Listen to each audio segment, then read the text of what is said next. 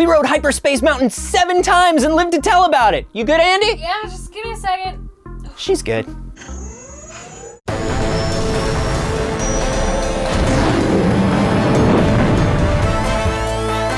This week on the Star Wars Show, Andy sits down with special effects legend Phil Tippett.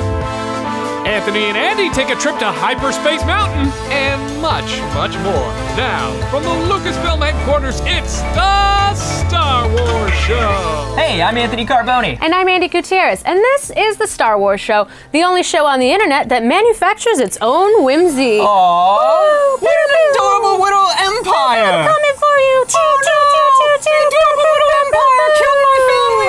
Adorableness. It's terrible. Now the news. Say, Andy, do you like video games? Yeah, yes I do. Do you also like Star Wars Celebration? Very much so, yes. Well then, you're gonna love the video games coming to Star Wars Celebration this year. Oh? Indeed. EA, the creators of Star Wars Battlefront, Star Wars The Old Republic, and Star Wars Galaxy of Heroes will be there to showcase their latest games. Plus, Star Wars mobile games like Star Wars Force Collection, Star Wars Pinball, and Star Wars Galaxy of Heroes will all be playable on the show floor. But what if I'm not inside the convention center? Don't worry, Andy. The developers of Star Wars The Old Republic are throwing an off-site Cantina event where you can meet the designers and enjoy talks with the developers. For more information, check out StarWars.com. The New York Times bestselling series Jedi Academy just revealed the cover for the 5th entry in the series, The Force Oversleeps, which I do pretty much every day. The book is written and illustrated by Jarrett J. Krasaska, and in a beautiful bit of synergy, you can read a Q&A with Jarrett, after you're done watching this, on StarWars.com. Anthony Carboni, you just finished doing the news this week. What are you gonna do next? I'm going to Disneyland! With you as well, in this pre-recorded segment. We're at Disneyland in Anaheim, California! And it is Season of the Force. Ooh, can you feel it all around us, Andy? Oh, I feel so good. Oh, we're about to ride Hyperspace Mountain. Take a regular Space Mountain. And Star Wars it.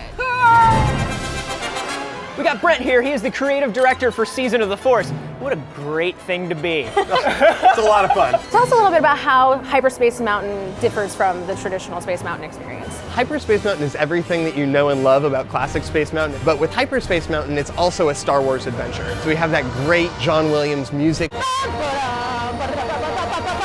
You're hearing the other pilots, you're seeing Star Destroyers and X-Wings and TIE Fighters. It really puts you in the middle of the action. What kind of technical things did you have to do to kind of put everything into this ride that's already been there for 40 years? So as you were going through there, we have projection effects throughout so that we can actually bring the visuals to life. And we added some brand new special effects that you might have noticed that are lasers actually whizzing by to bring you right into the middle of the action. Those were intense. Yeah. I did not expect those. Tell us a little bit about the soundtrack, because you recorded an all-new soundtrack of classic Star Wars music. We actually recorded with the London Symphony Orchestra in Abbey Road, just like the original soundtracks. That's amazing. And we actually re-recorded it so that it matches every single turn, dip, and drop inside the mountain. Yeah, the synchronization is really spot on. And that comes from writing it hundreds of times and making sure it's absolutely perfect. Tough life. I know, it's really rough. It goes through entire story beats of this battle. Can you talk a little bit about how it ties into Blue Squadron and this whole battle that's going on? We actually worked with Pablo Hidalgo, who I've seen on the Star Wars show a couple times before. Never heard of him. No? You really are in the Battle of Jakku. You're a part of Blue Squadron, and what starts off as a little reconnaissance mission turns into a big Imperial trap,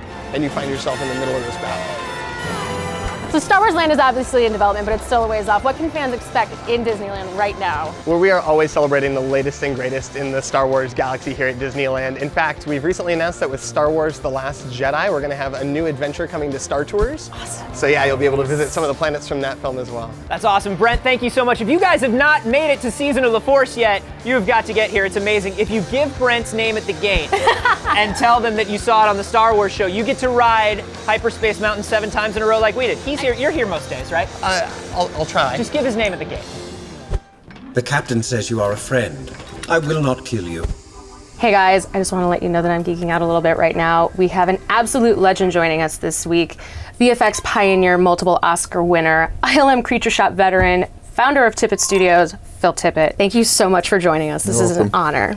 So I want to start off by talking about your influences a little bit. I heard you saw Harryhausen's Seventh Voyage of Sinbad when you were 7, and you kind of had it already made up in your mind what you wanted to do with your life. I had no idea what I was looking at the time. Back then, there were no trade journals or anything like that, so it was very difficult to get information about what that was. And there was a friend of Ray Harryhausen's, Forrest J. Ackerman, who his magazine called Famous Monsters of Filmland published enough to go like, oh, you use a movie camera. So did you start tinkering around with stop motion when you were fairly young? Yeah, I saved up enough money to buy a 8mm single frame camera and just started experimenting when I was like 12 or 14, something like that. So your specialty is really creature design and animation, and what you've done with Star Wars was, I mean, stuff of legend, like the Rancor. What was it like developing that character and that model? You know, George kind of, cast a wide net, and George said, hey, we need a monster for Jabba's palace.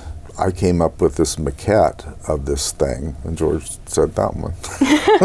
Simple as that. It was amazingly simple. All of the decisions were really simple. And you puppeteered him as well. Initially, George wanted Rancor to be a man in a suit, but it just didn't look any good, and we were running out of time. Dennis came up with this idea of like, let's make a hand puppet out of it and shoot at high speed. So towards the very end of production, we shot all that stuff. Now, you worked on the Dejarik table in the original Star Wars, but you came back to animate it again for The Force Awakens, correct? Sort of. They wanted the chess set, but the puppets had disintegrated by that time. It was made out of material that just turned into like graham crackers. So we went to the archive and used a process called photogrammetry, where we shoot the objects with a camera, high, medium, and low, and in the computer do the reconstruction work. We printed out the objects at the proper scale, and molds were made, and stop motion armatures were made. But the process to reconstruct it took months.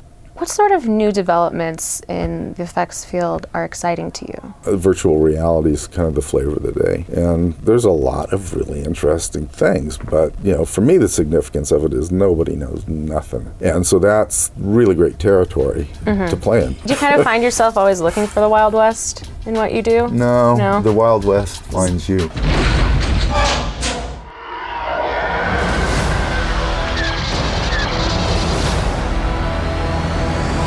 I'm here with Gary Tompkins, Senior Art Director. We're about to step into the main Masasi base Yavin 4 Rebel Temple hangar set. I've been working on this for 14 weeks on and off. I've been here virtually every day. Walls started going up in plywood, and then the textures went on the wall, and the painters came along, the greens department, the props, the set decorating. Then we got the X-Wings in, and it was getting more and more exciting. I know, because I've looked, there's no blueprints for this. So how did you go about recreating it? We lovingly and methodically went through the entire Lucasfilm archive, pulled out every single image we possibly could, even down to working out the amount of bands. And then I can't help but notice these status boards from the originals. Yes, we wanted to be as faithful as we possibly could. It's important for the tradition and the history. It's been a long process, but when the doors opened and the extras came in, all dressed as rebel troops, that suddenly you feel, wow, this is Star Wars, this is something special. It became real, really. It became real.